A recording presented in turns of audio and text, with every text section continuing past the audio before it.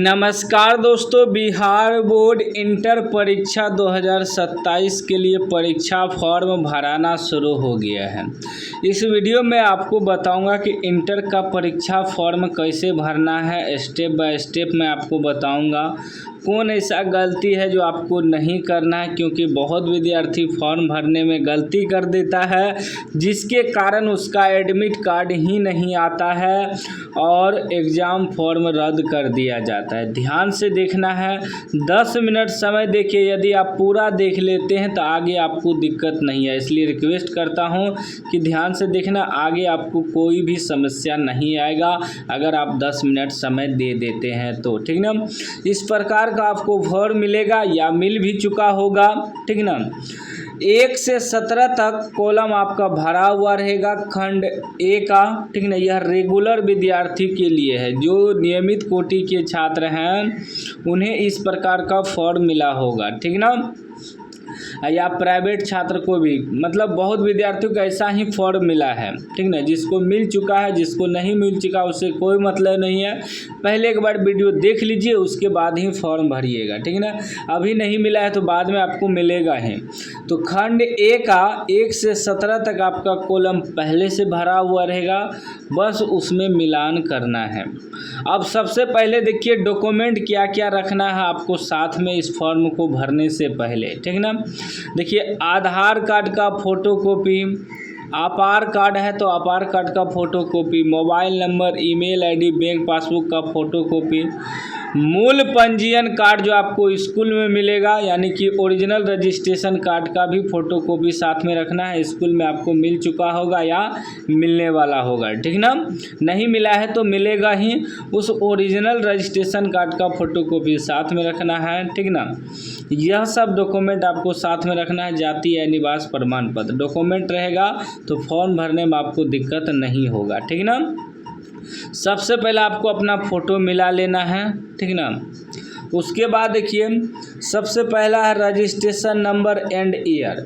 अगर पहले से भरा हुआ है तो ओरिजिनल रजिस्ट्रेशन कार्ड से आपको एक बार मिलान कर लेना है रजिस्ट्रेशन नंबर। नहीं भरा हुआ है तो आपको भर देना है रजिस्ट्रेशन नंबर, और रजिस्ट्रेशन कार्ड पे लिखा होगा पंजीयन संख्या एवं वर्ष या रजिस्ट्रेशन नंबर एंड ईयर, भर देना है, ठीक ना। अगर पहले से लिखा हुआ है तो नहीं भरना है, सिर्फ मिलान करना है। बीएसबी यूनिक आईडी भी एक बार मिलान कर लेना है। उसके बाद स्टूडेंट कैटेगरी भी आपको ओरिजिनल रजिस्ट्रेशन कार्ड से मिलान कर लेना है। फॉर्म जब भी भराएगा ओरिजिनल रजिस्ट्रेशन कार्ड के अनुसार ही भराएगा। फिर स्कूल कोड भी आपको मिलान कर लेना है, अगर पहले से भरा हुआ है, नहीं भरा हुआ है तो भर देना है। कॉलेज का नाम भी आपको एक बार देख लेना है, मिलान कर लेना है, अगर पहले से भरा हुआ है तो ठीक है, नहीं है तो भर देना है। जैसे इसमें देखिए डिस्ट्रिक्ट भरा हुआ नहीं है तो आपको भर देना है। जैसे मेरा पूर्णिया डिस्ट्रिक्ट है तो पूर्णिया हम भर देंगे, ठीक ना। आपका जो भी डिस्ट्रिक्ट हो उसको भर देना है। अगर भरा हुआ है तो मिला लेना है, भरा हुआ नहीं है तो भर देना है।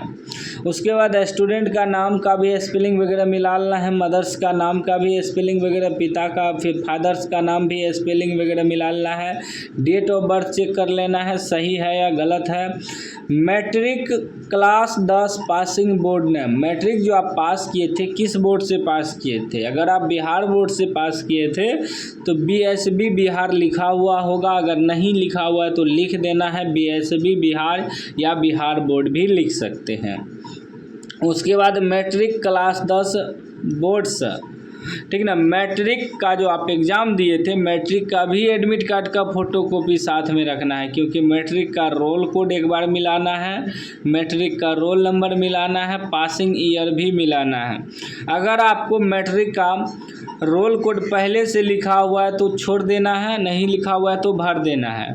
मैट्रिक का रोल नंबर भी लिखा हुआ है तो छोड़ देना है, नहीं लिखा हुआ है तो भर देना है। मैट्रिक किस साल पास किए थे उसको भी भरना है। यदि आप अभी 2027 में बोर्ड एग्ज़ाम देने जा रहे थे, इसका मतलब मैट्रिक 2025 में आप पास किए होंगे, तो मैट्रिक किस साल आप पास किए हैं उस पास ईयर को भी डालना होता है, ठीक ना। इस प्रकार डाल लेना है, ठीक। एक चीज़ हम क्या बताएं, अगर पहले से भरा हुआ है फॉर्म तो सिर्फ एक बार मिलान करना है, नहीं भरा हुआ है तो भरना है। उसके बाद 13 नंबर में कर है जेंडर। जेंडर आपका अगर आप महिला हैं तो मेल में टिक होगा, अगर पुरुष है तो महिला है तो फीमेल में, और पुरुष है तो मेल में टिक होगा। अगर नहीं है टिक तो कर लेना। अगर आप लड़का हैं तो मेल में टिक करना है या पहले से टिक होगा। अगर आप लड़की हैं तो फीमेल में टिक करना है या पहले से टिक होगा, ठीक ना। 14 नंबर में है कास्ट कैटेगरी। कास्ट कैटेगरी आप कौन से जाति से आते हैं, जैसे कि general, SC ST EBC BC, जो भी जाति से आपके ओरिजिनल रजिस्ट्रेशन कार्ड में लिखा होगा उसमें टिक कर देना है या पहले से टिक होगा। डिफरेंटली एबल्ड में आपको नो डालना है, ठीक ना। उसके बाद नेशनलिटी इंडियन में टिक करना है या पहले से टिक होगा। रिलीजन में धर्म आपका क्या है, हिंदू है, इस्लाम है, सिख है, जो भी धर्म है उसमें टिक करना है। जैसे हिंदू धर्म है तो इसमें देखिए हिंदू में टिक है। तो 17 तक तो पहले से भरा हुआ रहेगा, बस आपको मिलान करना है। उसके बाद खेल यहाँ से शुरू होगा 18 नंबर से। सबसे पहले करा कृपया आधार नंबर अंकित करें, इसीलिए बोले थे आधार कार्ड का फोटोकॉपी रखना। इसमें आधार नंबर आपको डालना है, जो भी आपका आधार नंबर है, ठीक ना। उसके बाद यहाँ गलती करता है विद्यार्थी, और बहुत लोग फॉर्म भरने के लिए बताता है तो यहाँ कहता है साइन कर देना। यहाँ लिखा हुआ है ना सिग्नेचर ऑफ स्टूडेंट, विद्यार्थी का हस्ताक्षर, कहता है यहाँ साइन कर देना, जो कि गलत है। फॉर्म रद्द हो जाएगा, रिजेक्ट हो जाएगा। जो विद्यार्थी यहाँ आधार नंबर भर देगा उसको यहाँ साइन नहीं करना है, छोड़ देना है, खाली छोड़ देना है। यहाँ साफ साफ कह दिया है, यदि विद्यार्थी के द्वारा उपयुक्त क्रमांक 18 में आधार नंबर अंकित नहीं किया गया है तो उनके द्वारा निम्नांकित घोषणा की जाएगी।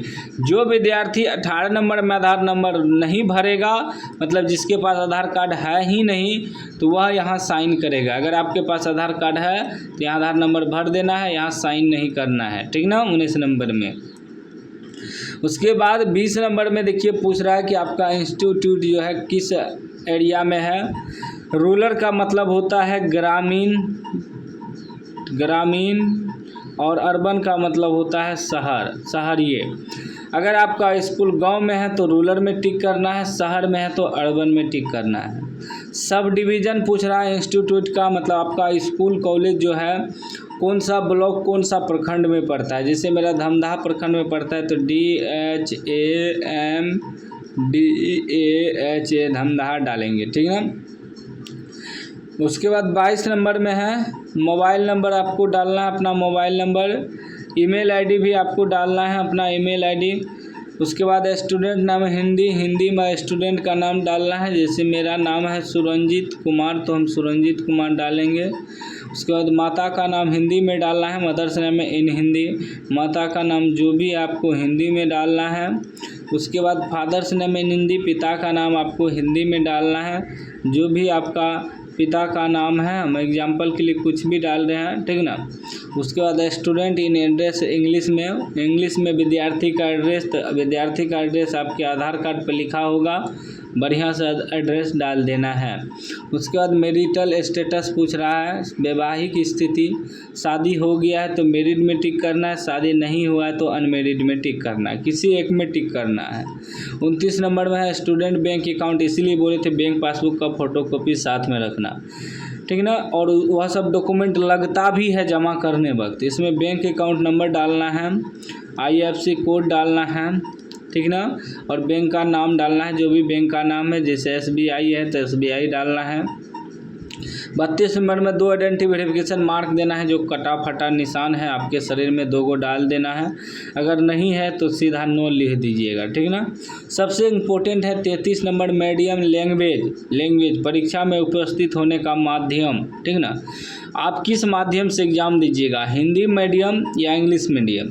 अगर आप हिंदी मीडियम के छात्र हैं तो हिंदी में एग्ज़ाम दीजिएगा तो हिंदी में ही टिक करना है। अगर इंग्लिश मीडियम के छात्र हैं तो इंग्लिश में एग्ज़ाम देना है तो इंग्लिश में टिक करना है।